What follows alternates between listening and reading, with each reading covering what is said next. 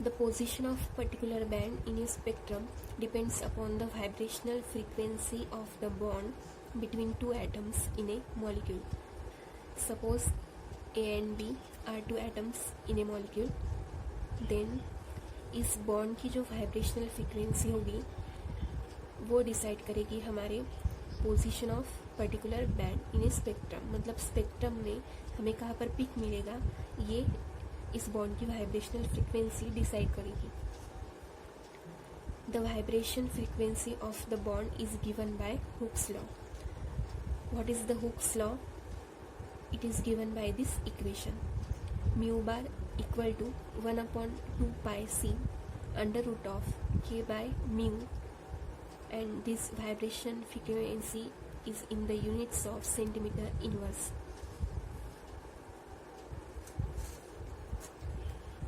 Now in this formula, mu bar is the vibrational frequency in the units of centimeter inverse. C is the velocity of light. K is force constant. Mu is reduced mass. Mu is given by the equation, that is mu equal to m1 m2 upon m1 plus m2, where m1 and m2 are the masses of atoms in the molecule. अगर हमें इस molecule की vibrational frequency calculate करना है तो हम K क्या लेंगे? Force constant of this bond. और रेड्यूस्ड मास निकालने के लिए क्या करेंगे हम? m1 m2 यहाँ पर किसकी वैल्यू लेंगे? Mass of atom A and mass of atom B.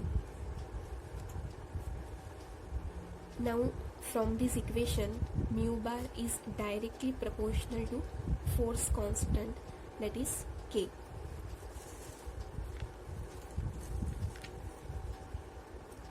Now force constant is the measure of bond strength.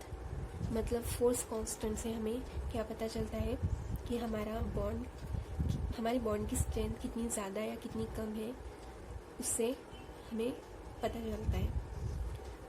So more the bond strength more will be the K. जितनी ज़्यादा bond strength होगी उतना ज़्यादा K की value होगी.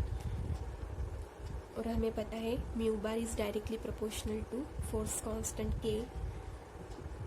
तो अगर K ज़्यादा होगा तो वाइब्रेशनल फ्रीक्वेंसी भी ज़्यादा होगी. For example C triple bond C, C double bond C, C single bond C. अब इन तीनों में फोर्स कांस्टेंट की वैल्यू कैसी होती है? यहाँ पर क्या प्रेजेंट है? तीन बॉन्ड, मतलब 1 सिग्मा 2 पाई बॉन्ड. यहाँ पर 2 bonds 1 sigma and 1 pi bond, और यहाँ पर एक सिग्मा बॉन्ड. जो ट्रिपल बॉन्ड की स्ट्रेंथ होती है वो सबसे ज़्यादा होती है. ये बॉन्ड ज़्यादा स्ट्रॉन्ग होता है, मतलब इसका जो फोर्स कांस्टेंट है वो भी क्या होगा? Greater than C double bond C. C double bond C की जो बॉन्ड स्ट्रेंथ होती है वो सिंगल बॉन्ड C से ज़्यादा होती है, मतलब इसका फोर्स कांस्टेंट भी क्या होगा? ज़्यादा होगा then C single bond C.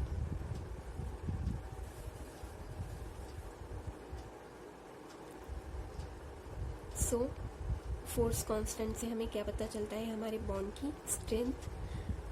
और अगर बॉन्ड की स्ट्रेंथ ज़्यादा होगी, मतलब फोर्स कांस्टेंट ज़्यादा होगा, तो वाइब्रेशनल फ्रीक्वेंसी भी ज़्यादा होगी. नाउ कैलकुलेशन ऑफ म्यू बार.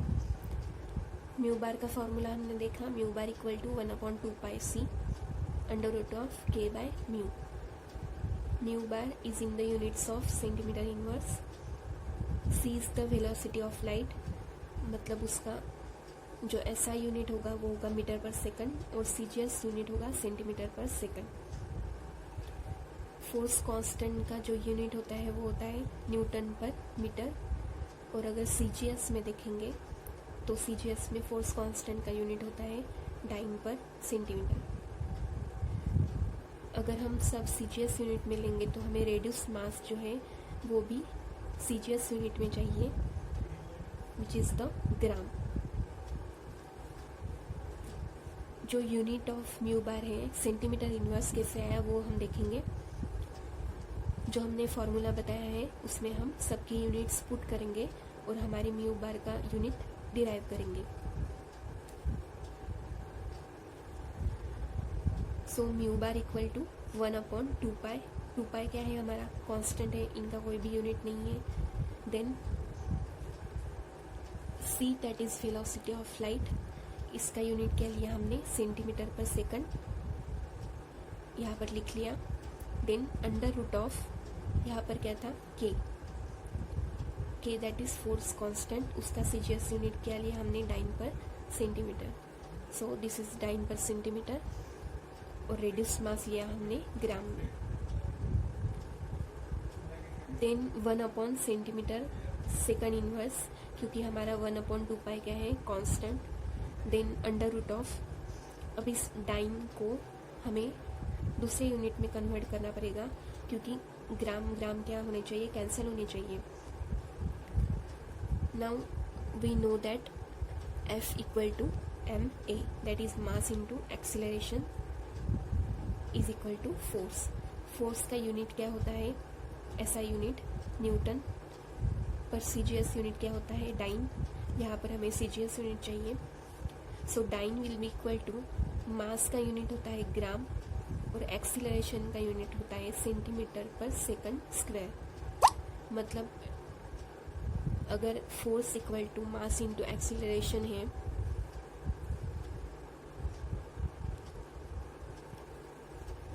तो dyne equal to gram into centimetre per second square. यही हम यहाँ पर डाइन की जगह पे पुट करेंगे। देन ग्राम ग्राम कैंसल, क्या बचा, under root of centimetre into centimetre inverse, जो सेकंड टू द पावर -2 था, अंडर रूट में था। अंडर रूट का साइन अगर हम निकालेंगे तो ये क्या हो गया, सेकंड इनवर्स। बाकी वैसे ही लिख लेंगे। Then second inverse get cancel, यहाँ पर क्या बचा, सेंटीमीटर इंटू सेंटीमीटर इनवर्स, ये भी क्या होगा, कैंसल। तो सिर्फ क्या बचा, 1 centimetre, that is centimetre inverse. मतलब हमारे म्यू बार का यूनिट क्या मिला हमें, सेंटीमीटर इनवर्स।